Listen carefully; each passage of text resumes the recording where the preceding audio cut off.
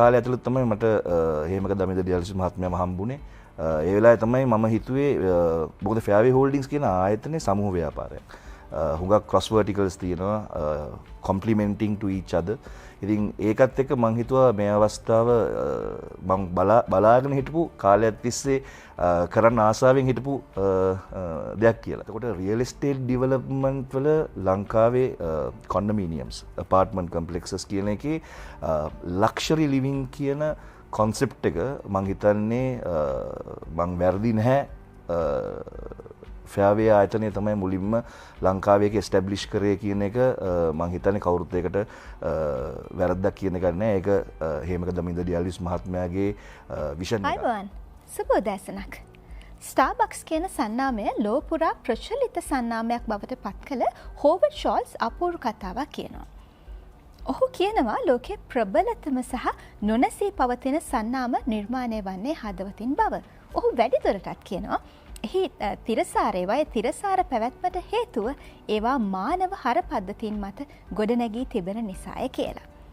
අද අපි බිසිකතා වැඩසටහන වෙන් කරන්නේ ශ්‍රී ලංකාවේ ප්‍රකට සන්නාමයක් පිළිබඳව කතා කරන්න. විශේෂයෙන් තිරසාරත්වය පිළිබඳව වැඩිපුර සැලකිලිමත් වන සන්නාමයක් පිළිබඳව කතා කරන්න.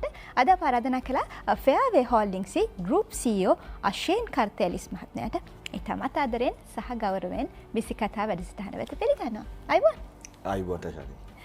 අශේන් මහත්මයා අපට ඔබතුමා ගැන විස්තර ටිකක් කියන්න. කොහෙද ඔබේ පාසල, කොහොමද ළමා කාලේ ගත වුණේ? මගේ නම අශේන් කර්තේලිස්. පළමුකොටම බොහොමත්ම ස්තුතියි චරණ ටීවී එකට මාවද කැඳෙව්වට. මගේ පාසල් අධ්‍යාපනය ගල්කිස්ස ශාන්ත තෝමස් විද්‍යාලය. පොඩි කාලේ ඉඳන්ම සෙන්ට් තෝමස් එකේ තමයි ඉගෙන ගත්තේ.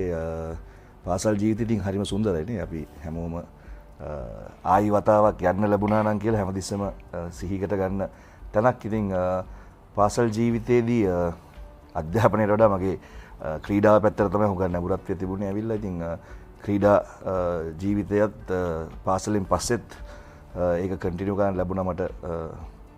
ඉතින් රග ක්‍රීඩාව, බාස්කට්බෝල් ක්‍රීඩාව, කෙඩටින් හා සම්බන්ධව ඔය ටික තමයි මම ඇත්තටම මේ ඉස්කෝලේ ඉන්න කාලේ අධ්‍යාපනයට අමතරව වැඩිපුරත් එක්ක කරේ. අශේන් මහත්තයා ක්‍රීඩකයෙක්. බාස්කට්බෝල් ක්‍රීඩකයෙක්, රග ක්‍රීඩකයෙක්. ක්‍රීඩකයෙක් Tamanගේ පළමු රැකියාව විදිහට මොකද්ද තෝරගත්තේ?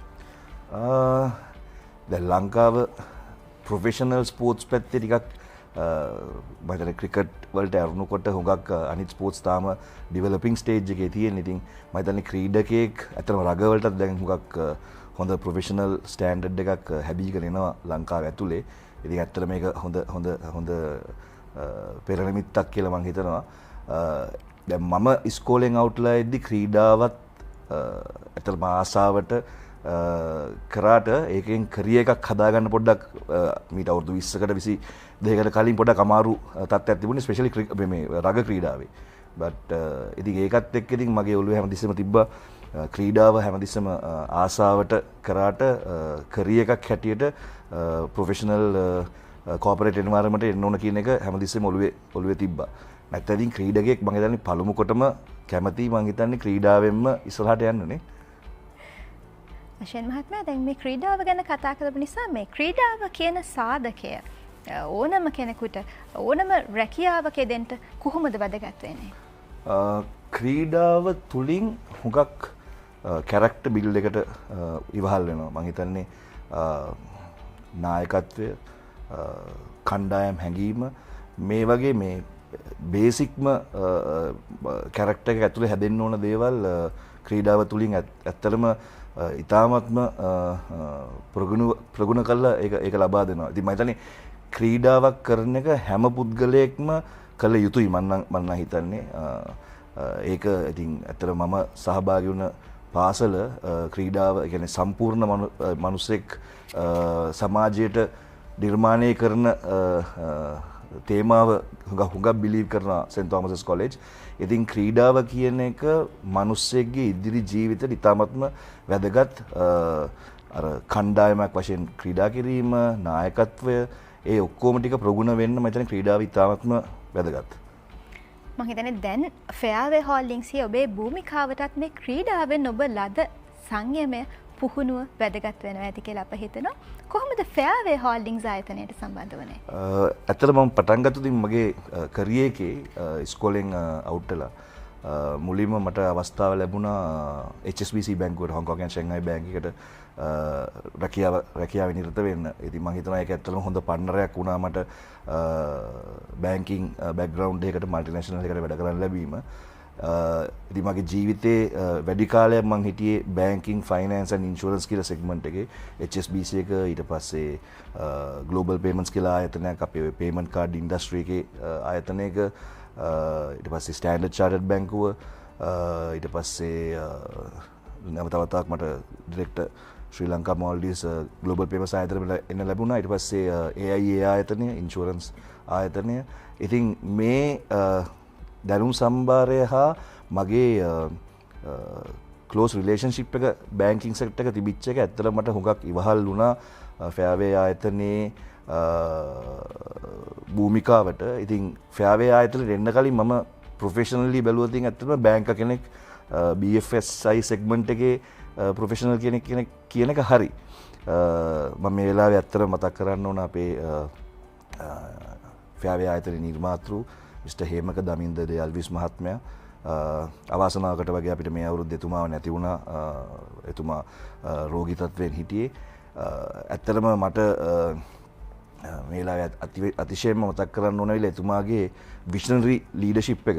ඒ කියන්නේ ෆෙයාවේ ආයතනය හා ඒකෙන් ලංකාවේ හුඟක් ශේෂ්ත්‍රයන්ට මූලිකත්වය දෙන්න එතුමාගේ තිබිච්ච විෂන් එක ඇත්තටම මට ඉන්ස්පිරේෂන් එකක් වුණා ෆෙයාවේ ආයතනයට එන්නත්.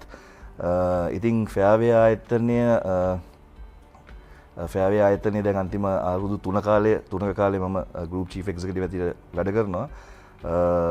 challenging environment but luckily අර ටීම් ලීඩර්ෂිප් කියන එක අපි ප්‍රගුණ කරමින් යනවා ෆෙයාවේ ආයතනය තුළ. ඒතකොට ඕන චැලෙන්ජ් එකක් ඕවර්කම් කරන්න ටීම් එකක් හැටියට අපිට ඒක හුඟක් ශක්තියක් වෙලා තියෙනවා ඒක. ඔතන ඔබ කිව්වා වගේ ඔබ මූල්‍ය ශාස්ත්‍රයේ තමයි වැඩි කාලයක් කටයුතු කරලා තියෙනවා. ඔබ බැංක කෙනෙක්. මේ බැංක කෙනෙක් මේ කරියර් පාත් එක වෙනස් කරලා මේ රියල් එස්ටේට් වලට ආවේ ඇත්තටම. හොඳ ප්‍රශ්නයක්. ඇත්තටම මං හිතන්නේ කරියර් පාත් දැන් හුඟක් කට්ටිය across different industries experience එක ලබා ගන්නවා. මං හිතන්නේ ඉස්සර කාලේ තමයි කවුරු කෙනෙක් මම එක ආයතනයකට වැඩ කරන්න ගියොත් මම ඒ ආයතනයේ මගේ ජීවිත කාලෙම රිටයර් වෙනකම් ඉන්නවා. මම තෝරගන්න ෆීල්ඩ් එක ඇතුලේ විතරමයි මම ඉන්නේ කියලා එහෙම තමයි අපේ සාම්ප්‍රදායික පුරුද්ද තිබුණේ. හැබැයි දැන් එන යං ජෙනරේෂන් එකත් එක්ක ඒගොල්ලෝ එක්ස්පීරියන්ස් එක එක්ස්පෝෂර් එක වැඩි කරගන්න හුඟක් ඉන්ඩස්ට්‍රීස් වලට වර්ටිකල්ස් වලට එහෙම හුඟක් ලොකු නඹුරත්වයක් දක්වනවා. දැන් බැංක කෙනෙක් වීම තුල මම හිටියේ රීටේල් බැංකින් සයිඩ් එකේ හුඟක් මිනිසුත් එක්කම වුණා. හුඟක් SME සෙග්මන්ට් එකේ ක්ලයන්ට්ස් එක්කම වුණා. ඉතින් මම දැක්ක හැම ඉන්ඩස්ට්‍රි එකකම ඉන්ඩස්ට්‍රි එකේ බිස්නස් මොඩල් එක කොහොමද ඒකේ ග්‍රෝත් එක හැදෙන්නේ. ඉතින් මම බැංක කෙනෙක් වුණාට මට හොඳ නොලෙජ් එකක් තිබ්බා ආයතනයන් ඒ ඉන්ඩස්ට්‍රීස් වල වැඩ කරන විදිය, ඒකේ ප්‍රගුණත්වය ඒගොල්ලෝ කොහොමද ඒක අරන් යන්නේ කියන එක ගැන හොඳ අවබෝධයක් තිබ්බා. ඉතින් මට හැමතිස්සෙම ආසාවක් තිබ්බ මේ ක්‍රොස් වර්ටිකල්ස් හැමතිස්සෙම ඉන්ඩස්ට්‍රීස් හුඟක් එක්ක වැඩ කරන්න ලැබෙනවා නම් හොඳ පන්නරයක් කියන එක මගේ ඔළුවේ තිබුණා හැමතිස්සෙම. ඉතින් අර අවසන් වතාවට AI ආයතනෙන් එළියට ඇවිල්ලා මම මගේම ආයතනයකුත් පටන් ගත්තා රික්‍රූට්මන්ට් සයිඩ් එක. HR මම හරි ආස ඒරියා එකක් people development කියන කෑල්ල. ඉතින් ওই කාලය ඇතුළත තමයි මට හේමක දමින්ද දියල්විස් මහත්මයාම හම්බුනේ. ඒ වෙලාවේ තමයි මම හිතුවේ මොකද ෆෙයාවේ හෝල්ඩින්ග්ස් කියන ආයතනයේ සමූහ ව්‍යාපාරයක්. හුඟක් ක්‍රොස් වර්ටිකල්ස් තියෙනවා, complementing to each other.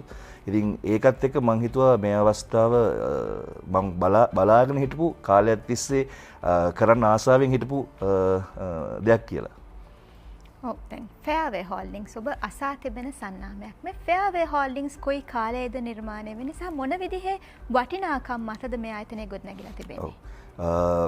ෆෙයාවේ ආයතනයේ නිර්මාතෘ මම හිතන්නේ හුඟක් පොඩි කාලේ ඉඳන්ම බිස්නසස් වල හිටියා. ලංකාවේ හයිඩ්‍රෝ රිනියබල් එනර්ජි සයිඩ් එකේ ඉඳන් ප්‍රින්ටිං බිස්නස් එකක් තමයි මම එතුමා මුලින්ම පටන් ගන්න තියෙන්නේ. ඉතින් එයා ප්‍රොෆෙෂනලි ලෝයර් කෙනෙක් වුණාට මම හිතන්නේ හැමතිස්සෙම ව්‍යවසායකත්වයේ එයාගේ ඇඟේ තිබිච්ච දෙයක්. ඉතින් 2004 තමයි මම හිතන්නේ අපි ෆෑවේ හෝල්ඩින්ස් ආයතනයේ ආරම්භය කියලා ගත්තොත් ඉතින් අපි 2004 කියන අවුරුද්දට ඊට කලින් ඉඳන්ම එතුමා බිස්නස් ෆීල්ඩ් එකේ හිටියට 2004 වගේ තමයි ආයතනයේ ෆෑවේ හෝල්ඩින්ස් සමූහ ව්‍යාපාරයේ ආරම්භය කියලා අපි දැනට සලකන්නේ. එතකොට ගිය අවුරුද්දේ අපි අවුරුදු දශක දෙකක කාලයක් සම්පූර්ණ කරා. එතකොට ෆෑවේ ආයතනයේ කෝ බිස්නස් එක ඇවිල්ලා රියල් එස්ටේට් ඩිවෙලොප්මන්ට්. ඇත්තටම රාජගිරිය බුද්ගමු ඒරියා එකේ එතුමාගේ දැක්ම විෂන් එක ඇතුව අද නිර්මාණය වෙලා තිනවා. මම හිතන්නේ අර නිව්යෝක් වල මෑන්හටන් කියනවා වගේ ලෙවල් එකකට අද රාජගිරිය බුද්ගමු ඒරියා එක පරිණාමය වෙන්න එතුමා අවුරුදු 20කට කලින් දැක්ක හීනයක් තමයි අද ඒක යථාර්ථයක් වෙලා තියෙන්නේ. එතකොට රියල් එස්ටේට් ඩිවෙලොප්මන්ට් වල ලංකාවේ කොන්ඩොමිනියම්ස් අපාර්ට්මන්ට් කොම්ප්ලෙක්සස් කියන එකේ ලක්ෂරි ලිවිං කියන කොන්සෙප්ට් එක මං හිතන්නේ මං වැරදි නැහැ. ෆෑවේ ආයතනය තමයි මුලින්ම ලංකාවේ එක එස්ටැබ්ලිෂ් කරේ කියන එක මං හිතන්නේ කවුරුත් ඒකට වැරද්දක් කියන එකක් නෑ. ඒක හේමක දමින්ද ඩියල්විස් මහත්මයාගේ විෂන් එකක්. මට හැමතිස්සෙම මතකයි එතුමා කියනවා ඇවිල්ලා මේ මම කවදාවත් අපාර්ට්මන්ට් එකක් ඩිවෙලොප් කරන්නේ නැහැ මම ඒ අපාර්ට්මන්ට් එකේ කියලා ජීවත් වෙන්නේ නැත්තම්.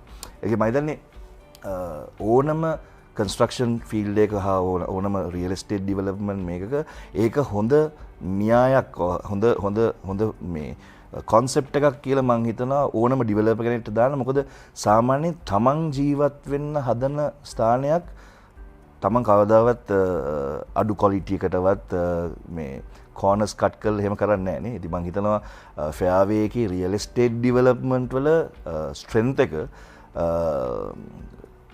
ඒක හදලා තියෙන්නේ කවුරු මනුස්සයෙක් ඇවිල්ලා ජීවත් වෙන්න ෆැමිලි එක ඒ අපට පරිසරයේ මේක මේ කමර්ෂලි අපාර්ට්මන්ට් එකක් හදුවා විකුණුවා නෙමෙයි. මේක ඇවිල්ලා ජීවිතය පවුල හා ඒ කොන්සෙප්ට් එක තමයි ෆෙයාවේ වල ෆෙයාවේ ඩිවෙලොප්මන්ට්ස් වල ඇත්තටම අපේ ප්‍රොපර්ටිස් වල තියෙන මූලික විශේෂත්වය මම දකින හා බොහොමයක් අපේ කස්ටමර්ස්ලා කියලා තියෙන දෙයක් ඒක. ඉතින් ඒක ඇත්තටම මම හිතන්නේ ෆවුන්ඩින් ප්‍රින්සිපල් එකක්. ඒක කොන්සෙප්ට් එකක් හැමෝටම ෆලෝ කරන්න හොඳ. ඊට අමතරව ෆෙයාවේ ඩිවෙලොප්මන්ට් ඔබතුමිය හැම දැන් මොනවාද මේ වැලියුස් ප්‍රින්සිපල්ස් කියන එක. එතකොට ෆෙයාවේ ඩිවෙලොප්මන්ට්ස් අපේ ප්‍රොපර්ටිස් දැන්ට කරලා තියෙනවා 6ක්. අන්තිම දශක දෙක ඇතුළත අපි ප්‍රොජෙක්ට්ස් 6ක් කරලා තියෙනවා. මම නම් වශයෙන් කිව්වොත් ෆෙයාවේ on the waterfront පළවෙනි ප්‍රොජෙක්ට් එක අපි කරපු 2004 ඉඳන් 2007 කාලේදී කරපු එක. ඊට පස්සේ ෆෙයාවේ ෆෙයාමවුන්ට් ස්කයි ගාඩන්ස් එලිමන්ට්ස් ඊට පස්සේ අපි කොළඹින් පිටට ගිහිල්ලා ෆෙයාවේ ගෝල් හා අන්තිමට කරපු ප්‍රොජෙක්ට් එක ඉවර කරපු එක අර්බන් හෝම්ස් කොස්වත්ත. සෝ මේ ප්‍රොජෙක්ට් 6 ඇතුළතදී අපි අපාර්ට්මන්ට්ස් 1000ක් කම්ප්ලීට් කරලා ඒකේ ගැනුම්කරුවන්ට අයිතිය ඩීඩ් එක පවරා දීලා දැන් බොහොම හැමෝටම ඒක ගැන කියන්න පොඩ්ඩක් අමාරුයි. මොකද සමහරවිට ප්‍රොජෙක්ට්ස් කරාට පස්සේ ඒකේ අප්‍රූවල් ස්ටේජ් එකේදී සමහරකට හුඟක් කට්ටිය ස්ට්‍රගල් කරනවා. ඉතින් ඇත්තටම ෆෙයාවේ ආයතනය ඩිලිවර් කරලා තියෙන අපාර්ට්මන්ට් 1000ෙම අයිතිය ඒ කස්ටමර්ස්ලට හෑන්ඩ් ඕවර් කරලා දෙනවා. ඉතින් ඇත්තට මේක මම හිතන්නේ සුවිශේෂ අචීව්මන්ට් එකක් ෆෙයාවේ එකට. ඊට අමතරව ඇත්තටම ෆෙයාවේ එකේ බිල්ඩ් ක්වොලිටි එක ගත්තොත් මම දැන් 2004 වර්ෂයේදීත් ෆෙයාවේ එකේ සස්ටේනබල් ඇන්ගල් එක ගත්තොත් එහෙම අපි කවදාවත් යූස් කරන්නේ නැහැ සොලිඩ් වුඩ්. අපි ඒ කියන්නේ ඩියල්විස් සාමාන්‍යයෙන් මේ සස්ටේනබල් කියන ඇන්ගල් එක එළියේ හුඟක් මේ මාකටිං ඇස්පෙක්ට් එකකට යූස් කරේ නැහැ. ඒක ඇත්තටම හිතට ළඟ හිතට ක්ලෝස් දෙයක් හැටියට තමයි ඒක යූස් කරේ.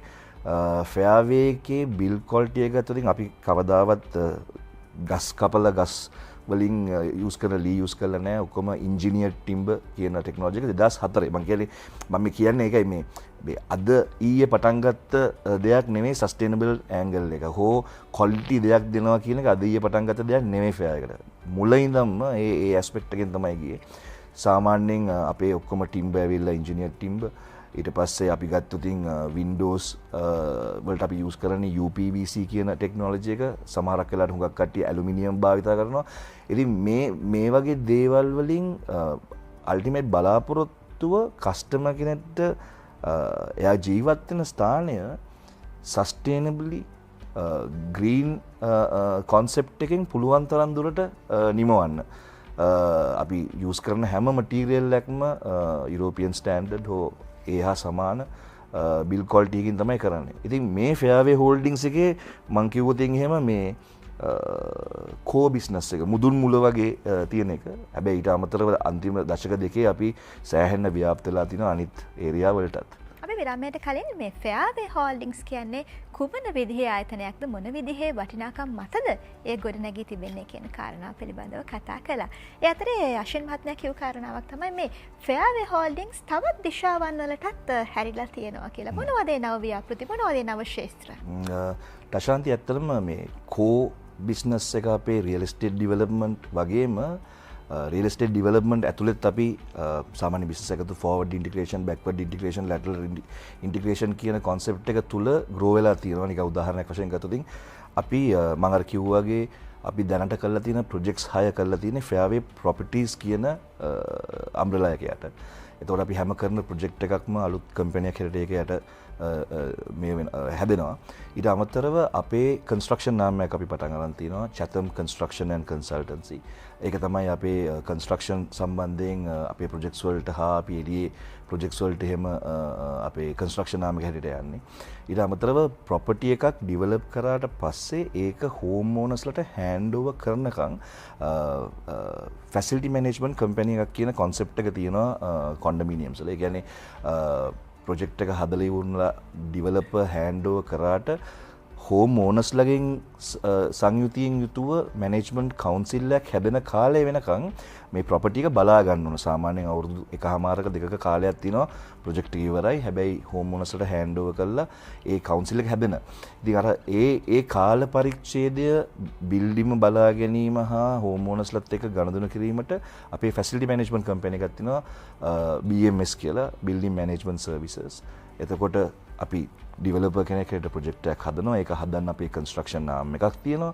ඒ කන්ස්ට්‍රක්ෂන් නාම් එක යුතුව අපි හදන ප්‍රොජෙක්ට් එක අපි හෝම් ඕනර්ස්ලට හෑන්ඩ් ඕවර් කරන කාලයේදී ඒ බිල්ඩිම බලා ගැනීමට BMS කියන කම්පැනි දෙනවා. ඒක අපි මේන්ටනන්ස් ඇන්ඩ් රිපෙයාර්ස් උත් පසු කාලිනවත් අපි කරන් යනවා.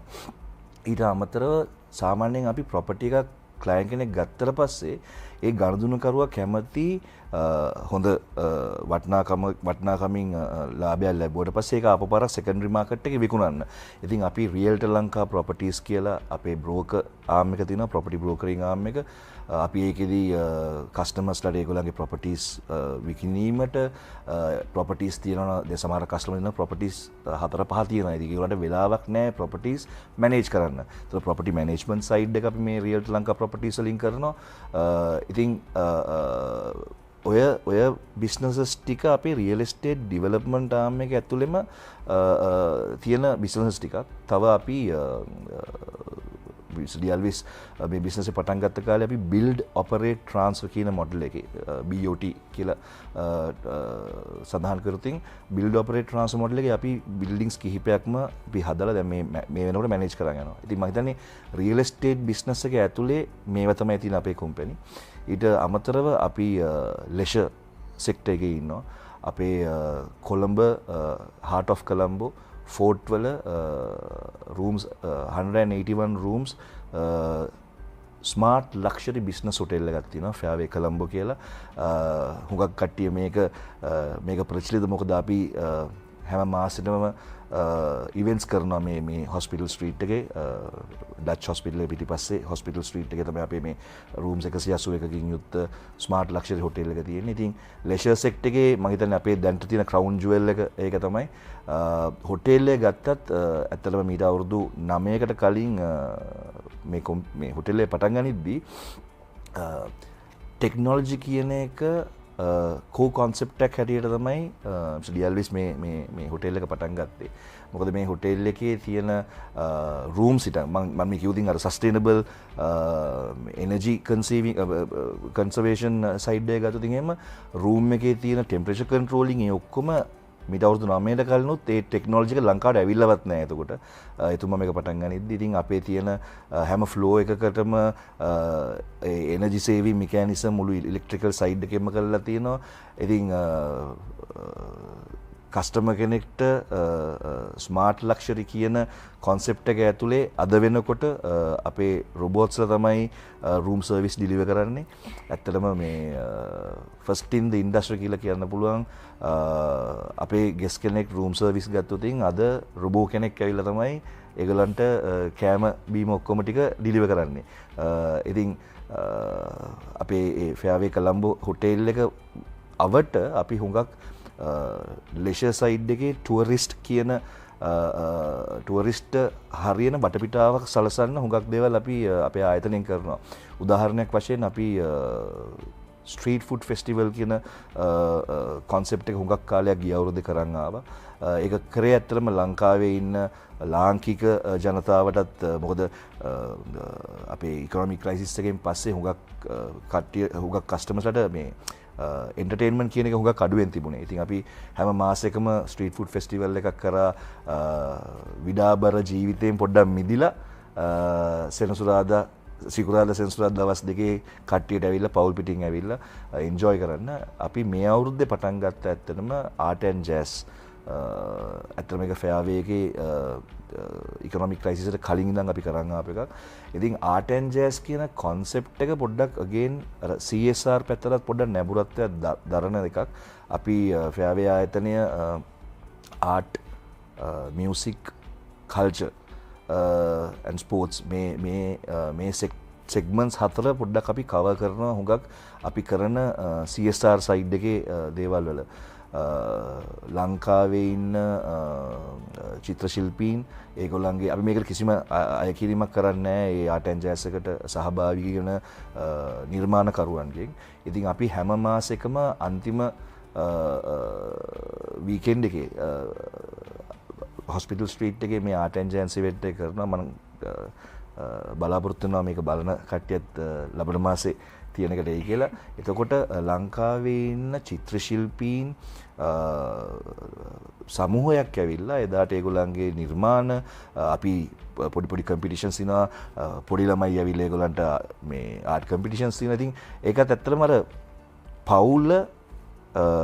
පවුලක් හැටියට ඇවිල්ලා විනෝද වෙන්නත් පුළුවන්. ඒ වගේම අපි අපේ ආර්ට් කල්චර් හිස්ටරි ඒ මියුසික් කියන සෙග්මන්ට් එකත් ටච් වෙන විදිහට තමයි ඒක කරන්නේ. එතකොට ඊට අමතරව අපි ළඟදී ආයි පටන් ගන්න බලාපොරොත්තුවක් තියෙනවා අපේ කල්චරල් ෂෝ එක. අපි මීට වසර කිහිපයකට කලින් ඒක කරා. ලංකාවේ සුවිශේෂත්වයන් ෆොරණ කෙනෙක් ආවම යාට දක ගන්න අංගම්පොර ලාංකීය නර්තන වෙස්මුණු හා බැඳිච්ච නාට්‍ය ඒ වගේ දේවල්. ඉතින් again අපේ හිටපු චෙයාමන් ගේ තිබිච්ච කොන්සෙප්ට් එක ඇවිල්ලා අපි කොහොමද අපි ව්‍යාපාරයක් කරන්නේ.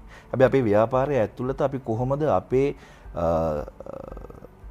ව්‍යාපාරයට හා බැඳිච්ච අනිත් කට්ටියගේ ජීවිත එන්රිච් කරන්නේ කොහොමද?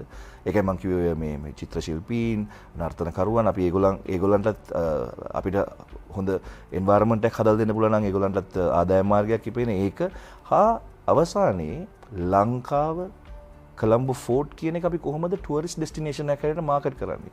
ඉතින් ඇත්තටම කොළඹ කොටුව සංචාරක ව්‍යාපාරයේ මන් දකින්න හැටියට තාම අපි උපරිම ප්‍රයෝජනය ගන්න නැහැ.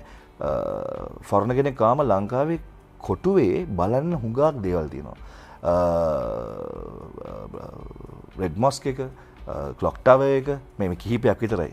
මුළු ඩච් කල්චර් එක ගැන දැනගන්න. ඉතින් ඇත්තටම ෆෙයාවේ ලෙෂර් සයිඩ් එකෙන් අපි මූලිකත්වයක් දෙන්නේ අපේ හොටෙල් එක හා ඒ අවට වටපිටාව කොහොමද ෆොරින් ඇට්‍රැක්ෂන් එකක් කරන්න කියන එක තමයි අපේ ඇත්තටම මූලික පරමාර්ථය. ඒ හා සම්බන්ධව අපි හුඟක් ඉනිෂියටිව්ස් කරන් යනවා මං කිව්වා වගේ. ඊට අමතරව අපේ නුවරඑළිය අපේ කොටේජස් කිහිපයක් තියෙනවා. අපේ කැරවෑන් පාක් එකක් තියෙනවා නුවරඑළියේ. මම හිතන්නේ ගේන් සුවිශේෂයි ග්‍රෙගරි ලේක් එක නුවරඑළියේ ග්‍රෙගරි ලේක් එක ඕවර්ලුකින් ග්‍රෙගරි ලේක් අපේ කැරවෑන්ස් 5ක් දැනට ඔපරේට් වෙනවා. අනිත් පැත්තේ ආපහු ග්‍රෙගරි ලේක් එක පේන විදිහට අපේ ලේක් සයිඩ් කොටේජස් කියලා කොටේජස් වගේක් තියෙනවා. ඊට අමතරව අපි පටන් ගත්ත ෆෙයාවේ ට්‍රැවල්ස් ආයතනය ඒකත් ඇවිල්ලා මම කිව්වා වගේ forward integration backward and lateral integration කියන එක ඇතුලේ ලංකාවට විදේශ සංචාරකයෙක් එන්නේ ඇයි? එතකොට ලංකාව ගැන එක්ස්පීරියන්ස් එකක් ගන්න. අපි මේ එක්ස්පීරියන්ස් සෙලින් කියන එක ප්‍රශාන්ති මං හිතන්නේ තව හුඟක් දේවල් අපිට කරන්න පුළුවන් ලංකාව කැටියට. සාමාන්‍යයෙන් මම ටිකක් පිටරටවල් වලට අවුරුද්දකට සැරයක් හෝ යන නිසා මම හැමතිස්සෙම බලනවා අපි පිටරට ගිහිල්ලා බලන දේවල් වලට වඩා ලංකාවේ ඇතුලේ අපිට ඔෆර් කරන්න පුළුවන් දේවල් සෑහෙන්න වැඩි ෆොරෙන් කෙනෙක්ට. ඉතින් ඒ පොටෙන්ෂල් එක තාම අපි රියලයිස් කරලා නැහැ. අපේ පරමාර්ථය තමයි ෆෙයාවේ ට්‍රැවල් සරහා එක්ස්පීරියන්ස් ශ්‍රී ලංකා. අපි කොහොමද ලංකාව එන ෆොරෙන් කෙනෙක්ට එක්ස්පීරියන්ස් කරන්න දෙන්නේ නිකම් මේ ස්ථානයක් පෙන්වන එක විතරක් නෙමෙයි. ස්ථානයේ අපි තුමු ෆොරෙන් කෙනෙක් කාම එයාගේ මුළු අයිඩෙන්ටිටි එක තුල එයාට ලංකාවේ කල්චර් එක ලංකාවේ තියෙන එක්ස්පීරියන්ස් එක විඳින්න දෙන්න ඕන.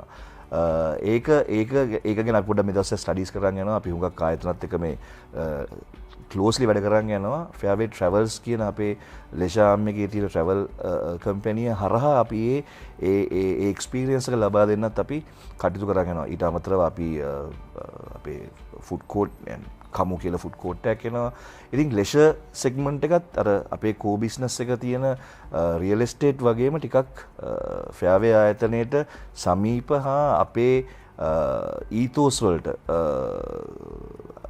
මේ එළියේ ඉන්න ස්ටේක් හෝල්ඩර්ස්ලත් එක්ක හුඟක් ළඟින් මම අර කිව්වාගේ ආර්ට් කල්චර් මියුසික් කියන ඒවත් එක හුඟක් ළඟින් සම්බන්ධ වෙන්න පුළුවන් සෙග්මන්ට් එකක්.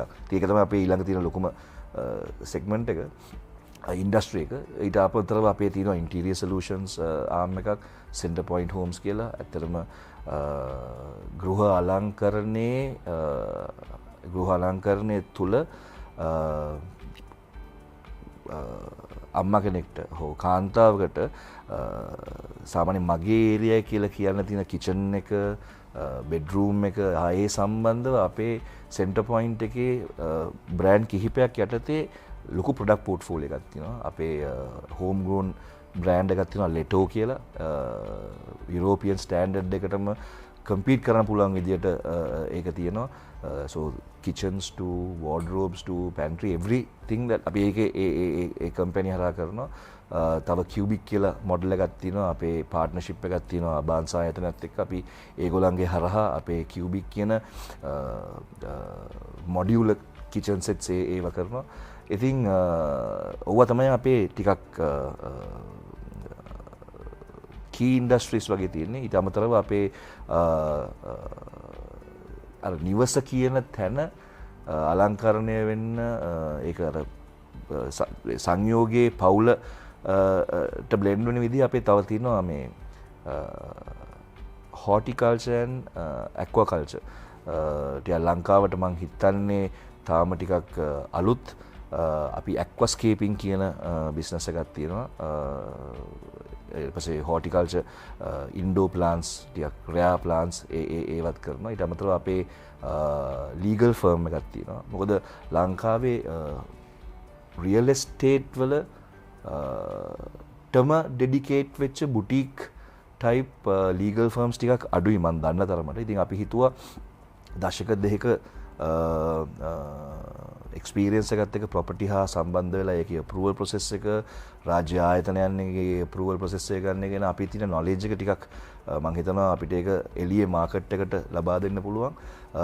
ස්පෙෂලි අපේ ෆවුන්ඩින් චෙයාමන් බංකෝ වගේ ලෝයර් කෙනෙක් අශයෙන් මහත්මයා කිව්ව වගේ ඇත්තටම මේ ෆෙයාවේ හෝල්ඩින්ග්ස් කියන්නේ පුළුල්ව ව්‍යාප්ත වුණු විවිධ දිශාවන්ට ව්‍යාප්ත වුණු ආයතනයක්. දැන් ෆෙයාවේ හෝල්ඩින්ග්ස් වල කී බිස්නස් එක රියල් එස්ටේට් කියලා තමයි කිව්වේ ඔබ. එතකොට දැන් පසුගිය දශකයක වගේ කාලයක් ලෝකයේ පුරාම මේ රියල් එස්ටේට් එහෙම නැත්නම් කන්ස්ට්‍රක්ෂන් ෆීල්ඩ් එකේ පසුබෑමක් දකින්න ලැබුණා. කොහොමද ශ්‍රී ලංකාවේ රියල් එස්ටේට් සහ කන්ස්ට්‍රක්ෂන් වල අනාගතය? ඉතාමත්ම සුබවාදී. මං එහෙම පටන් ගත්තොත් කිව්වත් වගේ අර අන්තිම ටික කාලේ ලංකාව ස්පෙෂලි ඉකොනොමික් ක්‍රයිසිස් එකත් එක්ක ඉතාමත්ම ලොකු පසුබෑමක් තිබ්බා. කන්ස්ට්‍රක්ෂන් මටීරියල් වල කොස්ට් එස්කලේෂන් එකත් එක්ක ප්‍රොජෙක්ට් එකක් කරන එක, එනි කන්ස්ට්‍රක්ෂන් ඩිවෙලොප්මන්ට් එකක් කරන එක මේ ඒක ප්‍රැක්ටිකල් වෙලා තිබුණේ නැහැ.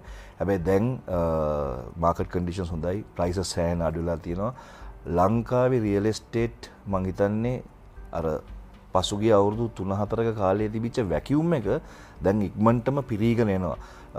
අපිට අමතරව ලංකාවේ ඉන්න අනිත් හුඟක් ඩිවෙලොපර්ස්ලා මල්ටිපල් ප්‍රොජෙක්ට්ස් කරන් යනවා. ඉතින් ඇත්තටම ඩිමාන්ඩ් එක අපිට ෆිල් කරන්න බැරි වෙච්ච නිසා දැන් ඇත්තටම ලංකාවේ රියල් එස්ටේට් ඩිවෙලොප්මන්ට් නම් ඇත්තටම තියෙන හොඳ ට්‍රැජෙක්ටරි එක. ඒ ඇතුළෙත් මං හිතනවා අපාර්ට්මන්ට්ස් වලට හුඟක් නැඹුරත්වයක් තියෙනවා. මොකද දැන් ඉන්න යං ජෙනරේෂන් එක කැමති කන්වීනියන්ස්, සිකියුරිටි, හුඟක් ඇමිනිටිස් එහෙම තියෙනවා. ඉතින් ඒ ඔක්කොම ටික සපුර ගන්න පුළුවන් අපාර්ට්මන්ට් කොම්ප්ලෙක්ස් එක, කොන්ඩොමිනියම් එක. ඉතින් කොන්ඩොමිනියම්ස් වලට සෑහෙන්න ලොකු නැඹුරත්වයක් ලාංකික පාරිභෝගිකයන් තියනවා කියන එක අපිට ස්ටැටිස්ටිකලි පේන්න තියෙනවා. අශයෙන් මහත්මයා මේ ෆෙයාවේ කියලා කිව් පමණින් අපිට මතක් වෙන්නේ කොන්ඩොමිනියම් එහෙම නැත්නම් අපාර්ට්මන්ට්ස්. ඔබ අපිට කියන්න ඇයි අපි අපාර්ට්මන්ට් එකක් ගන්න ඕනේ? තාමත් හොඳ ප්‍රශ්නයක්. ජීවන රටාව මං හිතන්නේ එතනින් මම පටන් ගන්න කැමතියි. ඉතාමත් බිසි ලයිෆ් ෂෙඩියුල් එකක් දැන් හුඟක් අපි ගෙවන්නේනේ. ඉතින් උදේ රැකියාවට ගිහිල්ලා අපෝ රැට ගෙදරාම වීකෙන්ඩ් එක විතරයි සමහරක් වෙලාවට ඉතුරු වෙන්නේ Tamanට කියලා මේ ගෙදර පොඩ්ඩක් පිළිවෙල කරගෙන ඒ දිරල් ටික කරන්න. එතකොට කන්වීනියන්ස් කියන ෆ්‍රේම්වර්ක් එක ඉතාමත්ම වැදගත් දැන් ඉන්න කට්ටියට. එතකොට අපාර්ට්මන්ට් එකක් තුල ඒ කන්වීනියන්ස් එක නොඅඩුව තියෙනවා සාමාන්‍ය ගෙදරකට වඩා. එතකොට ඇමිනිටිස් ගත්තොත් සාමාන්‍යයෙන් අපාර්ට්මන්ට් එකක ජිම් එකක්, පූල් එකක්, මීටිං ස්පේස් එකක්, පාටි එකක් තියනොත් මේ ඔක්කොම දේවල් ටික එක තැනක තිබීම මූලික දෙයක් වෙලා දිනවා හුඟක් වෙලාට කස්ටමර්ස්ලට අපාර්ට්මන්ට් එකක් තෝරා ගන්න. ඊට අමතරව සිකියුරිටි එක. දැන් සමහරක් වෙලාවට අපි ගෙදර වහලා දාලා කොහේ හරි නිවාඩුවකට යනවා නම් එහෙම ඉතින් මේක ගැන වරි වෙන්න ඕන ආරක්ෂාව ගැන. හැබැයි ඉතින් අපාර්ට්මන්ට් කොම්ප්ලෙක්ස් එකක් තුල පැය 24ම දවස් 365ම ආරක්ෂාව තියෙනවා. තමන්ගේ මේ ඒරියා එකට ඇක්සස් වෙන කාටවත් එහෙම එන්න බෑ. ඉතින් අර ඒකත් ඊ타මත්ම මූලික සාධකයක් කෙනෙක්ට අපාර්ට්මන්ට් එකකට එන්න.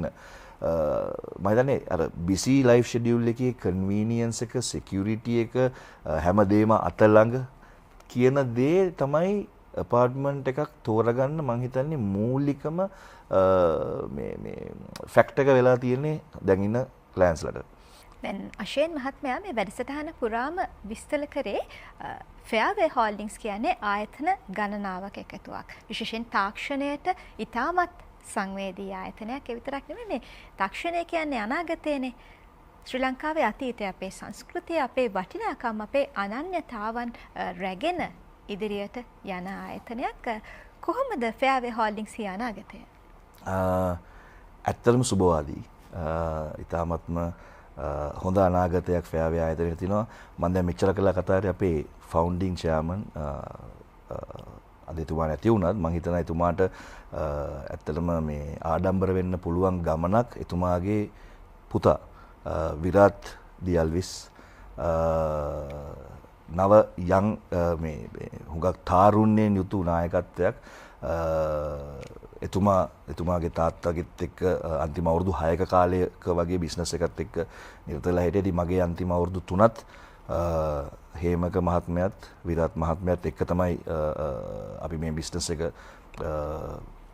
ප්ලෑන් කරගෙන ඉන්නේ වැඩ කටයුතු කරගෙන ඉන්නේ.